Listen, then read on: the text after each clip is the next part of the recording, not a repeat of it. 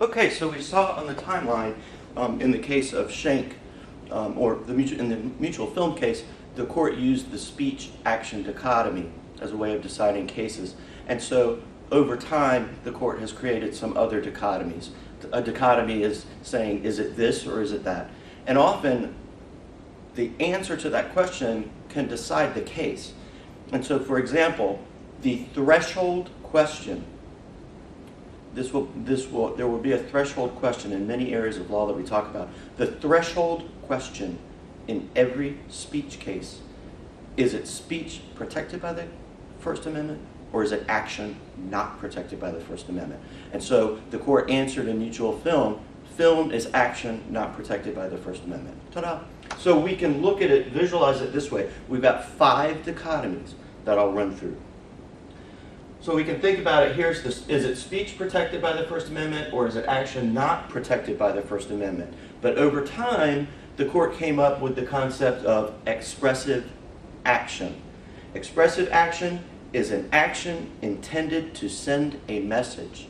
Therefore, it moves over into the protected category. The classic example of that is flag burning at a protest, right? This came up during the Civil War, Vietnam War era, and the case was Texas v. Johnson. And the court said, burning a flag as a way of protest is sending a message to an audience, therefore it is expressive action, therefore it is protected. So that's how that works. Next, positive right or negative right. This confuses a lot of people. Let me just make sure that we're still in the frame here. So think of it this way. A positive right is something you can do, that you can do, like right to bear arms. You have a right to bear arms. It's something you can do. A negative right is something the government can't do. For example, abridge your freedom of speech or take away your religious freedom. A positive right is something you can do, like the right to bear arms. A negative right is something the government can't do to you. So all 6 of the clauses, all 6 of the freedoms in the First Amendment are negative rights. Remember the wording, Congress shall make no law. And now, of course, because of Gitlow v. New York, we know it's not just Congress. It's any agent or entity of government at any level, right? Because of Gitlow, it now applies to all levels of government. So no part of the government can take away your freedom of speech or your freedom of the press, or so it's something the government can't do to you. Something the government can do, something that you can do, something the government can't do. Now, judicial activism and judicial restraint. Judicial activism is a style of interpreting the Constitution when the court is willing to make rapid change to the law. Rapid change to the law. For example, overturning precedent. Rapid change to the law. An example of that would be overturning a case precedent from the past. Judicial activism. Using the power of judicial review to make rapid change to the law. For example, overturning precedent. Judicial restraint is the opposite. Slow or no change to the law. Slow or no change to the law. It's when they want to stick with the old decision.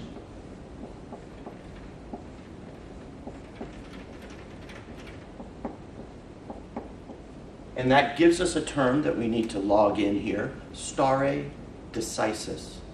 It means stand by the decision. Stand by the decision. So we can think of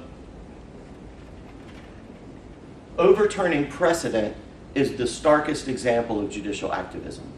And stare decisis is the starkest example of judicial restraint, sticking by the old decision. Next, a prior restraint or a subsequent punishment. Prior restraint is the worst thing that can happen under the First Amendment. The court has said that over and over again. Prior restraint is when the government stops you from speaking or stops you from writing before you've even done it. So the obvious example of that would be if the government tried to ban a book. About a couple of months ago, there was a book that was coming out about President Trump, and it had some unflattering things. And he threatened to use the power of government to stop the publication of the book. That would be a prior restraint, and that is a no-no under the First Amendment. And of course, he knew that he couldn't do that, which is why that never happened, and the book came out. Subsequent punishment, though, is okay. That's if you go ahead and speak or write, but then there are consequences. So the most obvious example of that would be libel or defamation. If you wrote something untrue about somebody and they sued you for libel, nobody stopped you from saying or writing what you did, but there were consequences. Prior restraint, the government tries to stop you from speaking or writing before you've even done it. Subsequent punishment, the government punishes you after you have spoken or written something. And then finally, content neutral or viewpoint discrimination. When laws affect speech or writing or any of our freedoms under the First Amendment, they must be content neutral. And so the obvious example of that would be, let's say High Point has a noise ordinance. Some of you may have been to a party where the cops showed up. It's usually because of noise. That ordinance has to be written in a content neutral way. It has to be just about sound. Maybe it uses the word music, but it cannot single out a certain type of music, or it will be viewpoint discrimination. And viewpoint discrimination is when a law or regulation singles out a certain type of speech. So for example, there was a case many years ago when rap was still new. You guys call it hip hop, but it used to be called rap. And the noise ordinance in New York City regarding Central Park specifically mentioned loud rap music. And that was struck down under the First Amendment because that was straight up viewpoint discrimination. You cannot single out a certain type of speech. And so there are 5 dichotomies.